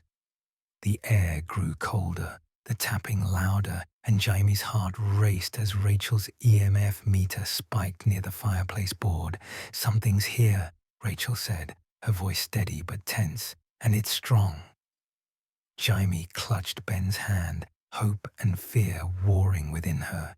The APR team offered a chance at answers, but as the house hummed with unseen energy, she couldn't shake the feeling that they'd just invited more trouble into their lives. Chapter 8: Pandora's Box. The living room of House 1700 was a maze of wires and equipment, the Arkansas Paranormal Research Team's gear casting eerie shadows in the dim light of the October evening. Jaime stood at the edge of the room, her arms wrapped tightly around herself, watching Dr. Rachel Klein adjust a thermal camera aimed at the staircase. The air was heavy, colder than it should have been, despite the furnace humming in the basement. Ben leaned against the wall, his jaw tight, his skepticism warring with the unease that had settled over him since Tori's accident and the relentless disturbances in the house. Bridger and Finn were at the Ellises again, safe from whatever was about to unfold. Tori was still in the hospital, her condition stable but her recovery slow, leaving Jaime and Ben to face the house's darkness alone with the investigators. Rachel, the parapsychologist, was calm and methodical, her wiry frame moving with purpose as she directed her assistants, Mark and Lena. Mark, a burly man with a shaved head, set up audio recorders, while Lena, a quiet woman with a laptop, monitored EMF readings. "We've got elevated electromagnetic activity," Lena said, her voice steady but tinged with excitement, especially near the second-floor hallway and that small room. Jaime's stomach twisted, her mind flashing to the pentagram, the name SETH scrawled in red, the shadows that darted through the house. She hadn't slept in days, her body aching from the car accident, her mind frayed by guilt over Tori and fear for her boys. The APR team's arrival had sparked a flicker of hope, but now, as they prepared to probe the house's secrets, dread coiled in her chest. What if they made it worse? Rachel turned to Jaime and Ben, her eyes sharp behind her glasses. "We're going to start with a baseline sweep: cameras, audio, thermal, and EMF. Then we'll try an EVP session in the small room. If there's an entity here, it's centered there." "EVP?" Ben asked, his voice edged with doubt. "Electronic voice phenomena," Rachel explained. "We ask questions, record, and listen for responses not audible to the human ear. Sometimes spirits communicate that way." Ben snorted, crossing his arms. "Spirits, right. You sure this isn't just bad wiring and old pipes?" Rachel's smile was patient but firm. "We've ruled out most environmental factors. The EMF spikes, the temperature drops, the physical phenomena you've described. Those aren't typical for faulty wiring. We're here to find answers, not add to the noise." Jaime touched Ben's arm, her voice soft. "Let them try, Ben. We need to know what's happening." He sighed, rubbing his eyes. Fine, but I'm not buying into ghost nonsense yet. The team moved upstairs, their equipment casting stark beams of light in the dark hallway. The small room was their focus, its door closed, the air inside icy despite the warm October night. Jaime shivered as they entered, the painted-over fireplace board looming like a silent sentinel. The word SETH had reappeared twice now, each time sanded away, only to return in fresh red paint. Rachel set up a tripod camera, its lens trained on the board, while Mark placed an audio recorder on the floor. Lena's EMF meter buzzed, its needle jumping erratically. "Something's here," Lena whispered, her eyes wide. "The readings are off the charts." Rachel nodded, pulling out a small wooden board with letters and numbers. A Ouija board. Jaime's heart skipped, her breath catching. She'd seen those in movies, always tied to horror, to things going wrong. "Is that safe?" she asked, her voice trembling. Rachel met her gaze, her expression serious. "It's a tool, like the cameras or meters. It can open a channel, but we're trained to control it. We'll set boundaries, keep it contained." Ben scoffed, but his voice was quieter now. "You're telling me you're gonna talk to ghosts with a board game?" "It's not a game," Rachel said sharply. "It's a way to communicate. If there's an entity, it might respond. We need to know what we're dealing with." They sat in a circle on the floor. Rachel, Mark, Lena, Jaime, and Ben. The Ouija board rested between them, its planchette glinting under the flashlight's beam. The room felt smaller, the walls pressing in, the air thick with a static charge. Rachel placed her fingers on the planchette, instructing the others to do the same. Jaime hesitated, her hands trembling, but Ben's steady grip on her shoulder gave her courage. They touched the planchette, its wood cool against her skin. Rachel's voice was low, commanding. "Is there a presence here? If so, make yourself known." The planchette twitched, a slight movement that made Jaime's heart race. Ben's eyes widened, but he said nothing. The room grew colder, the air heavy, as if someone had opened a window to a winter storm. The planchette moved again, sliding to yes. Jaime's breath hitched, her fingers trembling on the wood. "Who are you?" Rachel asked, her voice steady. The planchette jerked, spelling out SETH. Jaime's blood ran cold, her eyes darting to Ben, who stared at the board, his face pale. "This is bullshit," he muttered, but his voice shook. "What do you want, Seth?" Rachel continued, unfazed. The planchette moved faster, circling the board before spelling PLAY. Bridges, red rubber ball tucked in the corner, rolled forward on its own, stopping at Jaime's feet. She gasped, pulling her hands from the planchette, her heart pounding. "That's enough," she said, her voice breaking. "Stop it." Rachel held up a hand, her eyes locked on the board. "We need to close the session properly. Seth, we're ending communication. Leave this space." She moved the planchette to goodbye, but it resisted, jerking back to no. The air grew colder, the EMF meter screeching, and the flashlight flickered, plunging the room into darkness. Mark fumbled with the flashlight, cursing as it refused to turn back on. Lena's laptop screen glitched, static flashing across it. Jaime clutched Ben, her breath shallow, as a low hum filled the room, like a child's voice murmuring words they couldn't understand. The board vibrated, the planchette sliding on its own, spelling STAY. "Close it now," Jaime shouted, her voice raw with panic. Rachel forced the planchette to goodbye, her hand shaking, and slammed the board shut. The hum stopped, the air warming slightly, but the room felt wrong, like a wound torn open. "We've stirred something," Rachel said, her voice low. "It's stronger than I thought." Ben stood, his face flushed with anger. "This is insane. You're making it worse. Get this crap out of my house." Rachel met his gaze unflinching. "We didn't create this, Ben. It was already here, but now it's awake." Jaime's knees buckled, and she sank to the floor, the ball at her feet. She thought of Tori in the hospital, Bridger's fear, the shadows, the accidents. "What is it?" she whispered. "What's Seth?"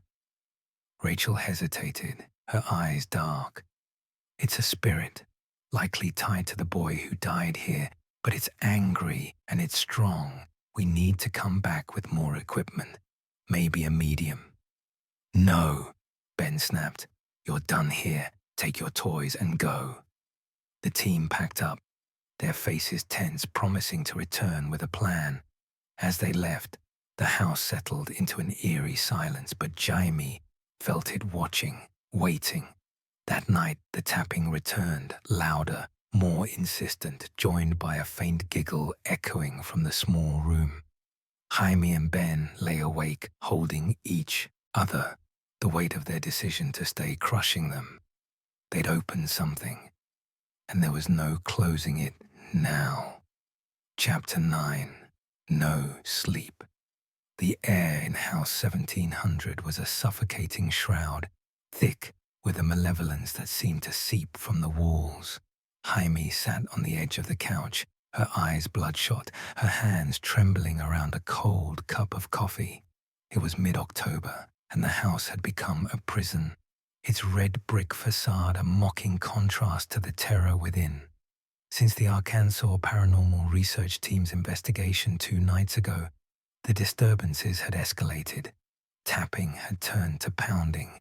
Shadows moved openly in the hallways, and the name Seth reappeared on the fireplace board, no matter how many times Ben sanded it away. Jaime hadn't slept in days, her body and mind pushed to the breaking point. Ben was no better, his face gaunt, his temper frayed. Tori was still in the hospital, her recovery slow, while Bridger and Finn, back home, were caught in the house's grip. The APR team's Ouija session had been a mistake. Jaime was sure of it. The moment they'd contacted Seth, the house had come alive, its energy darker, more aggressive. The giggles she'd once dismissed as wind now echoed nightly, high-pitched and mocking from the small room upstairs. The red rubber ball rolled on its own, appearing in places it shouldn't. On the kitchen counter, at the foot of their bed, in Finn's crib. Jaime felt like she was losing her mind, and Ben, despite his stubborn skepticism, was cracking under the strain. The house was no longer just unsettling.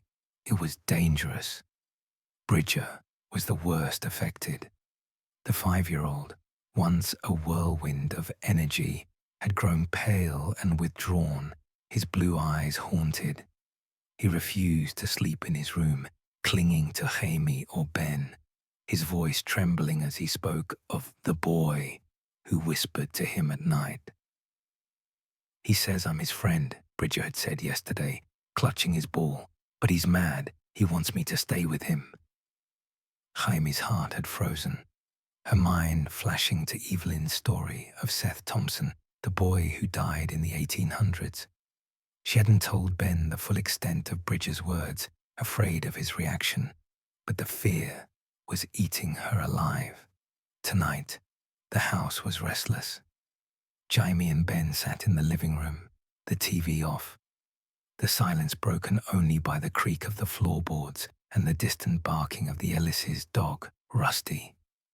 The German Shepherd had been quiet since they moved in, but now he howled every night, his barks sharp and frantic, as if sensing something in the house. Jaime glanced at Ben, who was staring at the ceiling, his hands clenched. "That damn dog," he muttered. "It's been like this since those ghost hunters left." Jaime nodded, but her mind was on Bridger, asleep in their room with Finn. She checked on them an hour ago. their small forms curled up under blankets. But she couldn't shake the feeling that something was watching them. "Ben," she said, her voice low, "we can't keep doing this. The house, it's hurting us. Bridger's not himself. Tori's in the hospital. We need to leave." Ben's jaw tightened, his eyes flashing with frustration. "And go where, Jaime? We sank everything into this place. We can't just walk away." "Then what?" she snapped, her voice rising. "Wait until something worse happens. Bridger's scared out of his mind, and She stopped, tears welling. "I'm falling apart." Ben softened, reaching for her hand. "I know, babe. I'm scared too. But running won't fix Tori, or the boys, or us. We'll call an electrician, a plumber, whatever it takes. Maybe those researchers can come back."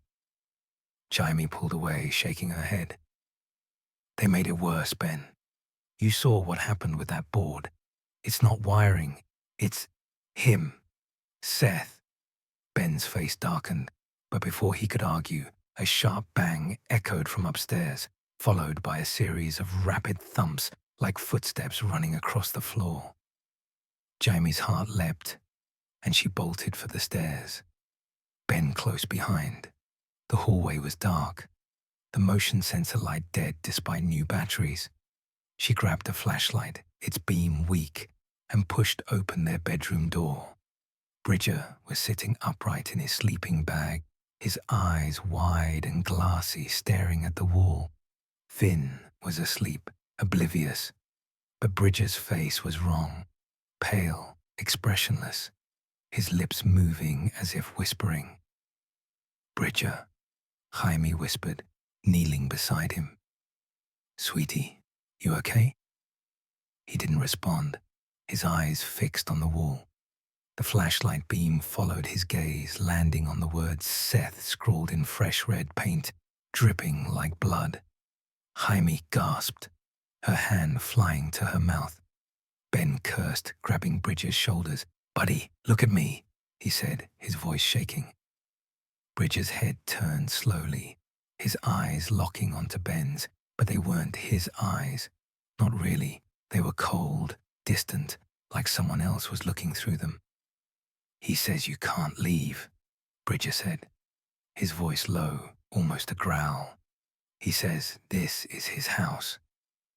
Jaime's blood ran cold, her body trembling as she pulled Bridger into her arms.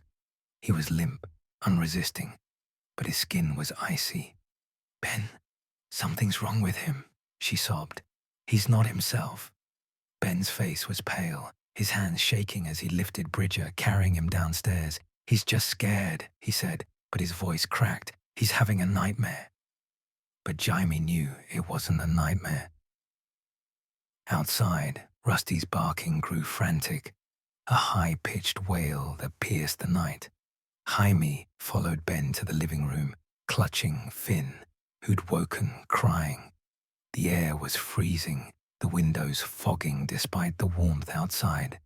The pounding started again, louder from the small room, joined by a giggle, high, childlike, but laced with malice.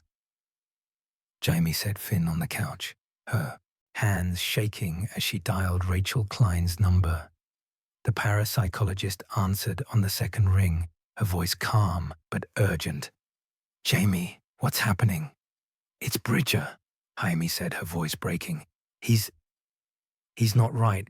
He's talking about Seth like he's someone else. The house is going crazy, banging, giggling, the name's back on the wall." Rachel's tone sharpened. "Stay calm. Don't go near the small room. We're coming now. Keep Bridger with you and don't engage with anything." Jaime hung up, her heart racing. Ben was rocking Bridger, who was silent now, his eyes half closed but still unnervingly blank. "We're getting out," Jaime said, her voice firm despite her fear. "Tonight." Ben nodded, his skepticism shattered. "Okay, pack a bag. We'll go to the Ellises." But as they moved to gather their things, the lights flickered, plunging the house into darkness. The pounding grew deafening, the giggles louder, and Rusty's barks turned to yelps, then silence. Jaime's flashlight died, leaving them in pitch black. Bridger stirred, his voice a whisper. "He's here," he said, pointing to the stairs. Jaime followed his gaze, her heart stopping. A shadow stood at the top of the staircase, small and childlike, its eyes glinting in the dark. It didn't move, just watched, and Jaime knew, with a sickening certainty, that it was Seth. Chapter 10. The Song of Salvation. The darkness in House 1700 was absolute, a suffocating void that swallowed the air and pressed against Jaime's chest like a living thing. The shadow of the childlike figure at the top of the stairs lingered in her vision. Its glinting eyes burned into her memory. Bridger's chilling words, "He's here," still echoed, his small body trembling in Ben's arms as they huddled in the living room. Finn clung to Jaime, his cries muffled against her shoulder, while the house pulsed with malevolence, pounding walls, flickering lights, and that relentless giggle, high and cruel, echoing from the small room upstairs. Rusty, the Ellis's dog, had fallen silent outside, his frantic barks replaced by an eerie stillness that felt like a warning. It was October 15, 2025, and Jaime knew they couldn't stay another night. Ben's face was pale, his skepticism shattered by Bridger's unnatural behavior and the shadow on the stairs. "We're leaving," he said, his voice hoarse but firm. "Now." Jaime nodded, her heart racing with a mix of relief and terror. "The Ellises. We'll go there, then figure out what's next." She grabbed a duffel bag from the hall closet, stuffing it with clothes, diapers, and Finn's blanket, her hands shaking so badly she dropped a pair of socks. Ben carried Bridger, who was silent now, his eyes half closed, but still unnervingly blank. The air grew colder, the pounding louder, as if the house knew they were trying to escape. They moved toward the front door, but the lights flickered violently, plunging the house into darkness again. Jaime's flashlight was dead, its batteries drained like everything else in the house. She fumbled for her phone, its weak beam barely cutting through the gloom.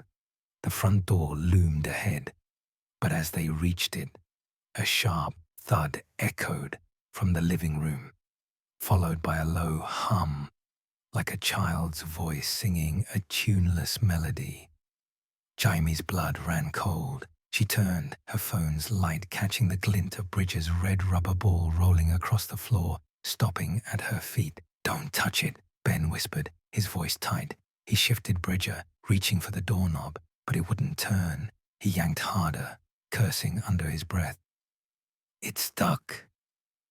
Jaime's heart pounded, her breath shallow. "Ben, try again."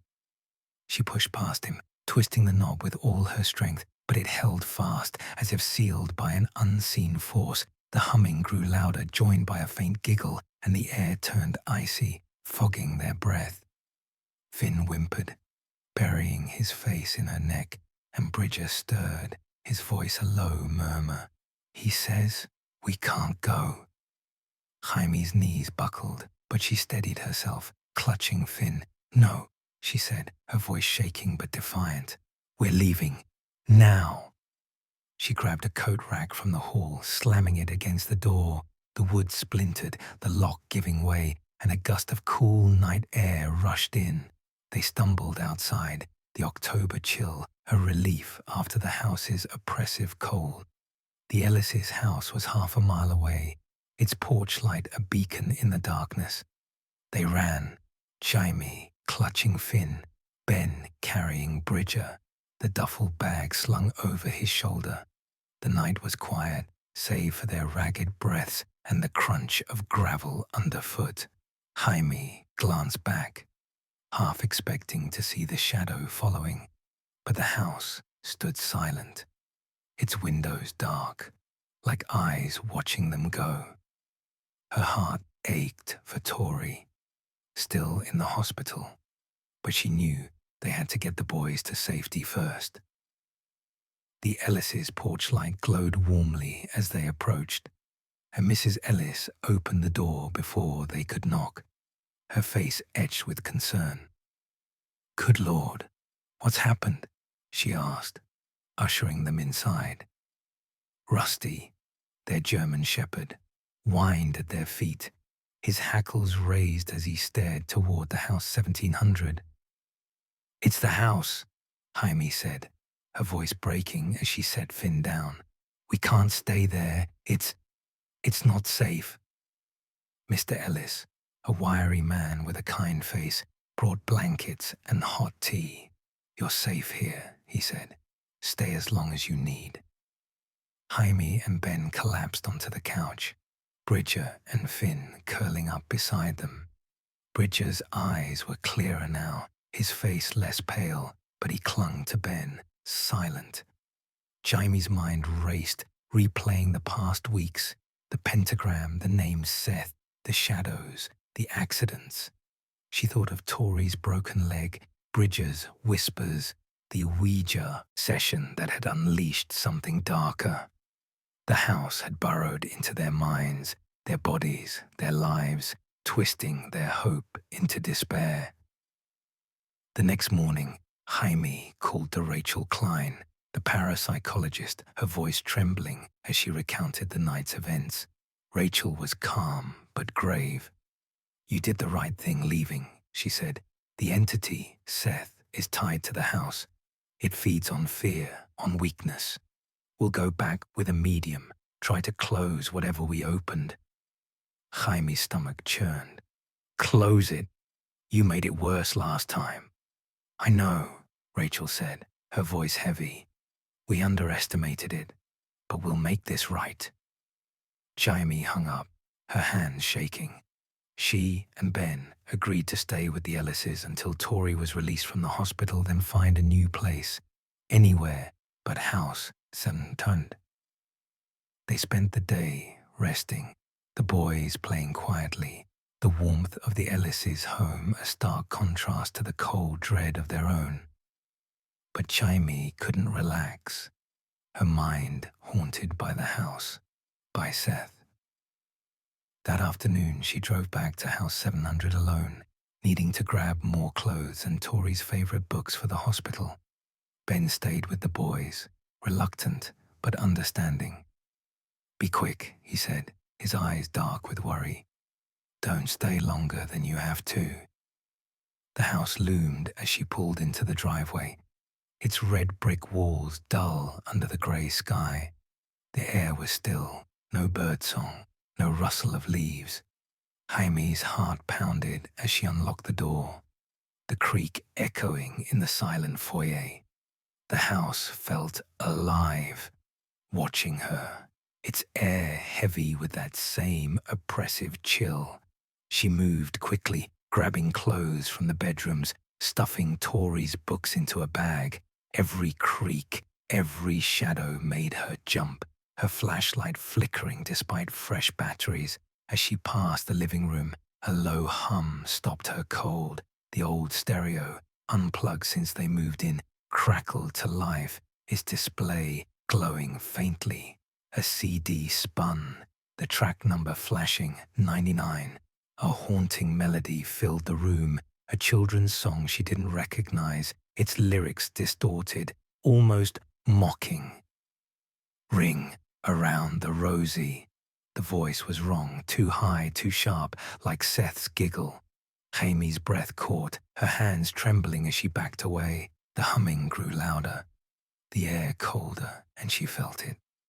A presence, heavy and close, like a hand brushing her neck. She ran, the bag clutched to her chest, the song chasing her as she slammed the door and stumbled to the car.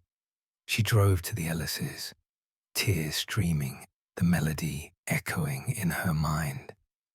That night, as she sat with Ben and the boys, Jaime realized the truth.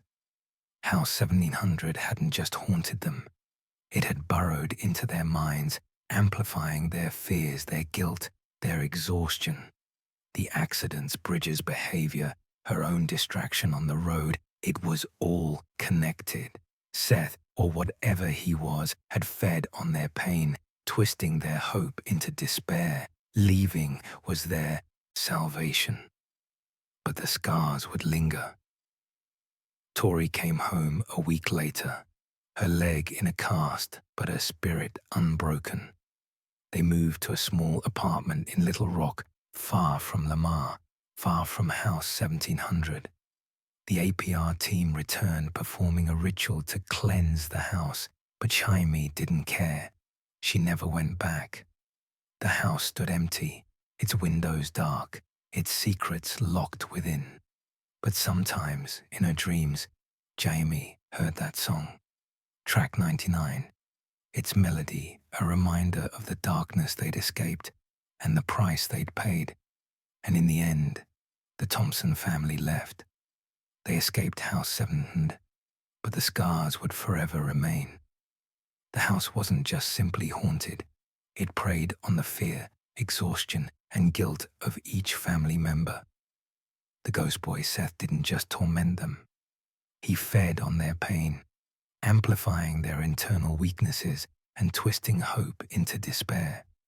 This story serves as a reminder for us. Sometimes, the greatest fear doesn't come from ghosts, but from within our own souls. Inner turmoil can open a door for dark forces to enter. Therefore, the most important thing isn't to run from a haunted house, but to confront and heal our own wounds. What do you think about this? Leave a comment below and let us know your thoughts on these strange events.